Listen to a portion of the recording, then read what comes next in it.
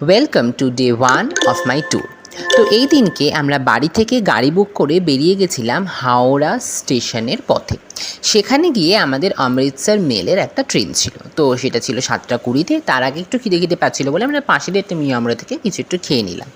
তারপর অবভিয়াসলি আমরা ট্রেনে উঠে পড়লাম এবং সেখানে একটু বোর লাগছিলো বলে আমি একটু পড়লাম। তারপরে আস্তে আস্তে ডিনার টাইম হয়ে গেল, খেয়ে নিলাম এবং রাত্রিবেলা আমি একটু গল্পের বই পড়ছিলাম।